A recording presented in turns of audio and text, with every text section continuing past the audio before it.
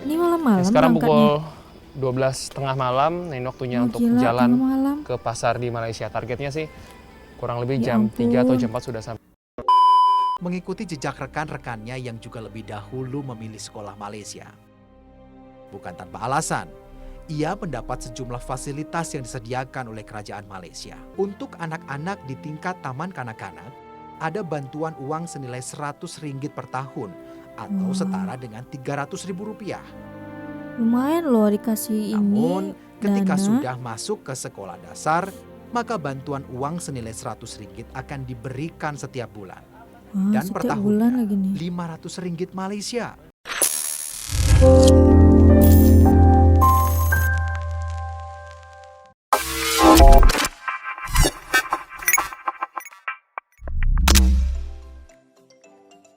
Assalamualaikum, Elsa di sini. Hai guys, hai semua, halo tetangga. Gimana kabar teman-teman semua? Semoga sehat selalu, semoga bahagia selalu, dan semoga hari-harinya selalu good day. Selamat datang di channel YouTube Elsa Widianti Putri. Hari ini aku akan reaction dari channel 7 Adventure. Nah, kayaknya kita belakangan ini sering banget ngomongin tentang adventure, karena menurut aku seru aja sih reaction tentang perjalanan atau sebuah peristiwa yang bisa menginspirasi kita semua. Dan aku harap di video kali ini juga bisa memberikan pengajaran, inspirasi, pesan, moral, dan sebagainya. Karena aku yakin sekali banyak banget yang bisa kita petik di video kali ini guys. Dimana mereka ini menggantungkan kehidupan mereka itu di negara Malaysia. Kenapa harus Malaysia? Sejujurnya banyak banget orang-orang yang di pedalaman perbatasan Indonesia dan Malaysia itu kehidupannya tidak seperti kita. Maksudnya adalah mereka harus berjuang mati-matian untuk menghidupi kehidupan mereka gitu. Kayak daerah Krayan itu mereka itu menggantungkan hidup mereka dengan ya bertani gitu kan. Nah, video ini kayaknya juga berkaitan dengan kehidupan bercocok tanam. Nanti kita lihat seperti apa videonya dan seperti apa situasi yang mereka hadapi pada video kali ini, oke? Tapi sebelum dimulai video reaksinya, seperti biasa aku mau ngajakin teman-teman semua dulu untuk subscribe channel ini dan aktifkan lonceng notifikasinya supaya tidak ketinggalan updatean terbaru dari channel ini. Dan bagi teman-teman yang mau request bisa banget DM di Instagram aku di @elsawidiantiputri. Yaudah, tanpa berlama-lama tanpa membuang masa, jomlah kita mulai video reaksinya. Are you ready? Let's go.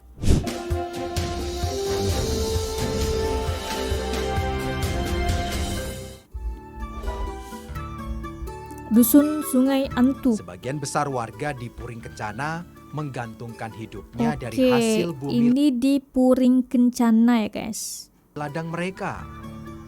Wajar saja, dari 440 km luas kecamatan, hampir 40% luas tanahnya dataran rendah yang sebagian diantaranya dijadikan tempat berladang. Ladang, oke. Namun ada Cocok kebiasaan yang berbeda di sini. Apa tuh? Jika biasa panen dilakukan pada pagi hari, warga Puring Kencana melakukannya pada sore hari. Salah satunya Ibu Anita yang mengambil hasil bumi menjelang matahari terbenam. Ini Sore dilakukan hari. agar sayur yang mudah layu dapat dijual dalam kondisi segar di pagi hari. Gitu.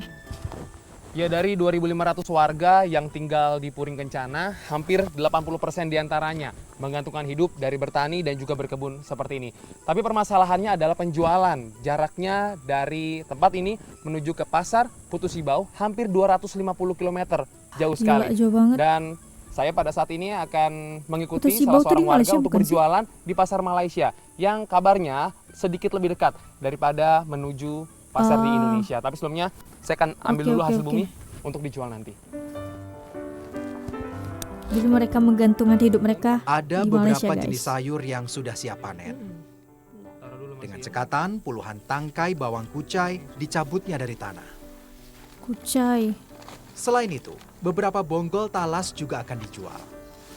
Kucai talas. Anita menuturkan bahwa talas laris manis di pasar Malaysia. Oke. Namun sayang, karena sudah masuk musim kemarau, hasil ladang menjadi lebih sedikit. Padahal takin atau keranjang anyaman ini biasa terisi penuh. Matahari nyaris tenggelam, dan kami pun bergegas pulang.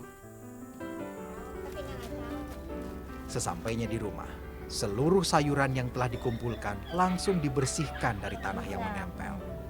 Sayuran kemudian dicuci agar menarik minat pembeli. Dengan penerangan yang minim, Udah malam, saya guys. dan Ibu Anita mengemas sayuran yang telah dibersihkan ke dalam takin.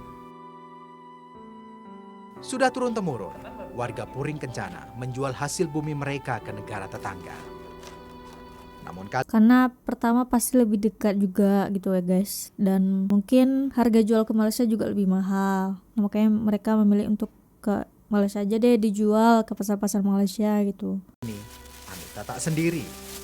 Ia akan pergi dengan Ibu Rini yang juga telah berjualan di pasar Malaysia sejak tahun 90-an. Wow, udah lama banget berarti. Ada banyak jenis sayur dan hasil ladang yang siap dijual. Serai, ketan merah, talas, jahe merah, bawang kucai, sahang atau lada, dan beberapa sayur lainnya. Oke, ini bersiap nih guys. Ini malam-malam Sekarang berangkatnya. pukul 12 tengah malam, nah ini waktunya Oh, untuk gila, jalan tengah malam. ke pasar di Malaysia. Targetnya sih kurang lebih Ya jam 3 atau ampun. jam 4 sudah sampai. Jam 12 malam mereka pergi guys untuk ke pasar Malaysia. Ya Allah, padahal jam 12 malam tuh orang terlelap gitu kan, tapi mereka berjuang untuk menghidupi kehidupan mereka gitu. Jalan kaki nih aku yakin. Mereka menggunakan penerangan seadanya gitu yang ditempel di kepala kayak abang ini. Sampai di sana, soalnya ngajar waktu untuk buka pasar jam 5 ya Bu ya? Iya. Jam 5 buka pasar, semoga kita tepat waktu ke sana. Dan untuk memudahkan kami, tim Indonesiaku selama berada di negeri jiran, saya mengenakan kaos seperti yang sehari-hari digunakan warga untuk berjualan sehari-hari.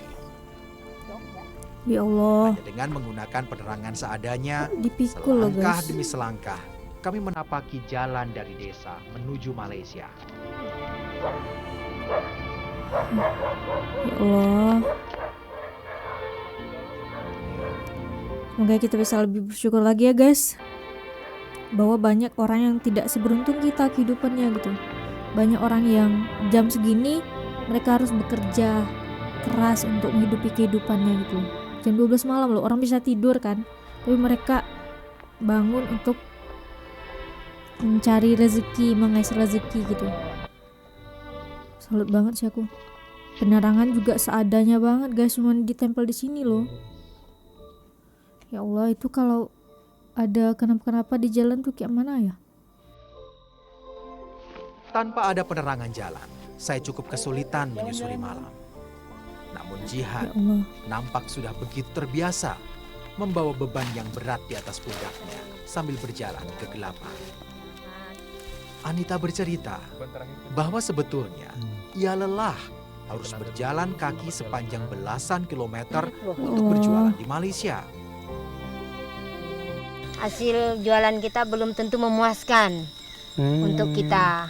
Nah, jadi ya kadang-kadang pas untuk ongkos, kadang juga hasilnya bisa untuk lebih sedikit dari situ. Nah, itu tergantung yang kita bawa.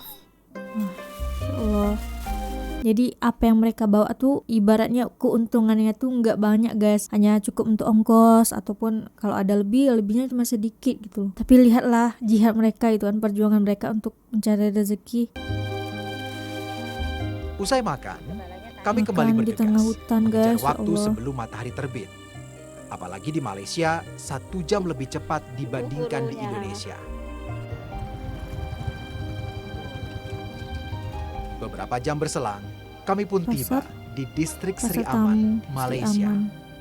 Ya Allah, jalan kaki lo guys, ya Allah jauh Kami banget. bergegas memilih meja yang akan digunakan untuk berjualan. Beruntung, kami tiba tepat waktu dan dapat memilih tempat di bagian depan. Dengan sigap, seluruh barang dagangan dijajakan di atas meja. Beberapa saat setelah membuka dagangan, pembeli berdatangan. Padahal hari masih gelap. Harga jual untuk satu jenis barang dagangan yang kami bawa berkisar antara RM1 hingga RM10. Seringgit weh. Semakin Mahal lama, banget dijualnya. kondisi pasar semakin ramai.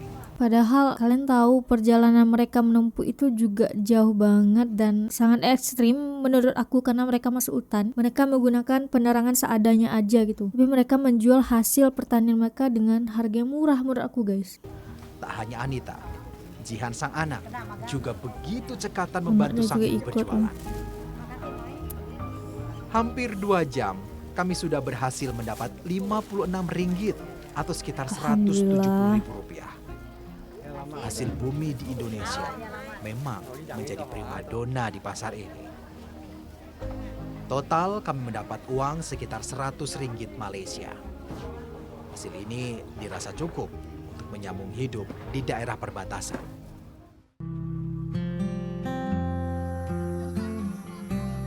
Nasib pendidikan di Puring Kencana seperti setali 3 uang dengan tempat mencari nafkah di pasar Malaysia.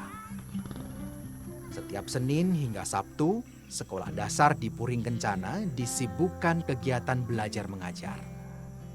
Salah satunya Sekolah Dasar Negeri 01 Sungai Antu.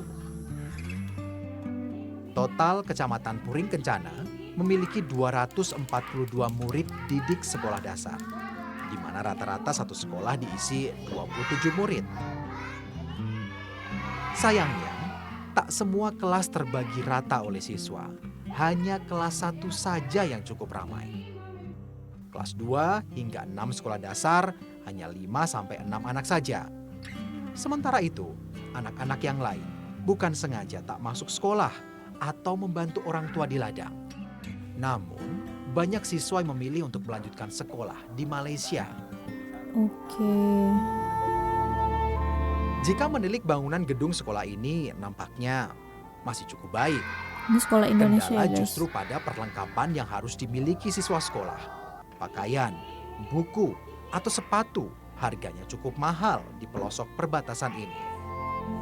Aduh, semoga pemerintah melihat deh video-video yang kayak gini, maksudnya kayak bisa memperhatikan pendidikan anak-anak yang ada di kampung di perbatasan Indonesia Malaysia gitu. Karena sayang banget guys, anak-anak muda inilah bibit-bibit yang bisa membuat Indonesia itu bangkit dan berkembang gitu. Kalau pemerintahnya tidak peduli terhadap pendidikan Indonesia, gimana Indonesia menjadi negara yang bisa maju, negara yang bisa bersaing dengan negara lain gitu. Kalau pendidikannya masih diacuhkan gitu. Semoga pemerintah bisa memberikan bantuan gitu berupa perlengkapan sekolah, alat-alat untuk menunjang pendidikan. Kami pun menemui salah seorang warga Indonesia yang sekolah di Malaysia. Oke, dia sekolah di Malaysia nih. Fiktriskia, murid taman kanak-kanak atau preschool ini, mengikuti jejak rekan-rekannya yang juga lebih dahulu memilih sekolah Malaysia.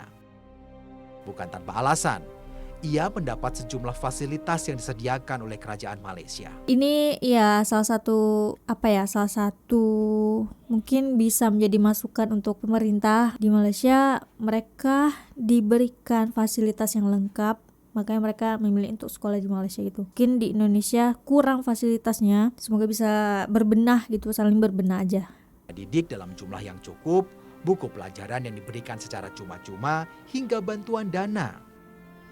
Untuk anak-anak di tingkat taman kanak-kanak, ada bantuan uang senilai RM100 per tahun atau setara dengan Rp300.000. Lumayan loh dikasih Namun, ini ketika dana. sudah masuk ke sekolah dasar, maka bantuan uang senilai RM100 akan diberikan setiap bulan.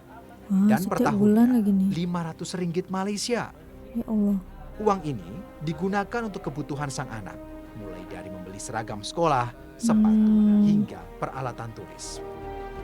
Dan ada Semoga bisa salah satu dicontoh ya. siswa yang sekolahnya di Malaysia sana tapi warga asli Indonesia. Sedih ya ngelihat bahwa generasi penerus bangsa masih di usia seperti ini, sekolahnya bukan di Indonesia, padahal harusnya diajarkan nilai-nilai Pancasila, diajarkan tentang kebudayaan Indonesia, yang dikhawatirkan ketika nanti sudah besar lebih merasa nyaman di negara tetangga daripada di Indonesia. Semoga Tadi belajar bisa apa di sekolah? didengar gitu ya. A, B, C, gimana? Malu di. Akhirnya, kami dan Nada menuju tempat yang mengenyam pendidikan, Sekolah Kerajaan Paku. Sekolah ini hanya Kerajaan. berjarak 4 km dari batas negara Indonesia. Sri Selain Aman jaminan Malaysia. pendidikan lewat kelengkapan gurunya bagi siswa yang jauh dari sekolah, Sekolah Malaysia menyediakan asrama. Tuh ada Selain tak asrama perlu loh membayar dikasih. biaya asrama, makan pagi, Free. siang, dan malam juga disediakan. Wah, dikasih makan ya Meski Allah. sama-sama berada di daerah perbatasan, namun kemajuan sekolah dasar Malaysia harus diakui lebih menjanjikan bagi masa depan anak-anak mereka dibandingkan di sekolah Indonesia. Ini seperti tamparan keras nih guys untuk kita berbenah gitu ya.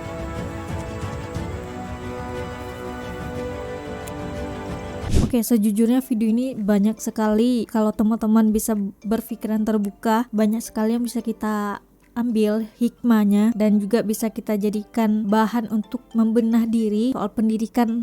Apalagi guys, dimana di Malaysia itu difasilitasi semuanya untuk anak-anak Indonesia yang sekolah di Malaysia gitu. Kalau kita cuek terhadap pendidikan generasi bangsa, gimana negara ini mau maju, mau berkembang gitu kalau kita cuek gitu. Nah, semoga video ini bisa menjadi bahan pertimbangan, bahan berbenah, introspeksi diri supaya bisa menjadi lebih baik lagi ke depannya. Rakyat di sana juga rakyat perbatasan yang dimana mereka memilih untuk menjual hasil tani mereka ke pasar Malaysia karena relatif lebih dekat juga. Tapi kalian bisa melihat proses untuk mencapai pasar Malaysia itu mereka harus jalan dari Kalimantan Barat atau Utara tadi aku lupa, sekitar jam 12 malam, dimana jam 12 malam tuh kita sedang terlelap-lelapnya, sedang berada di mimpi di samudra negara mana gitu, tapi mereka berangkat dari rumah untuk ke pasar pagi Malaysia di Seri Aman tadi guys untuk menjual hasil pertanian mereka gitu. Mereka untuk bertahan hidup tuh sebegitu sulitnya gitu di negara sendiri sehingga memilih untuk menjual segala macam bahan pertanian itu ke Malaysia gitu. Semoga kita bisa mengambil hal yang positif di video kali ini. Oke guys, tidak kayak cukup sekian video reaction kali ini. Bagi teman-teman yang suka sama video ini, jangan lupa untuk like, comment, dan subscribe. Dan kita ketemu di next video. Bye bye. Assalamualaikum.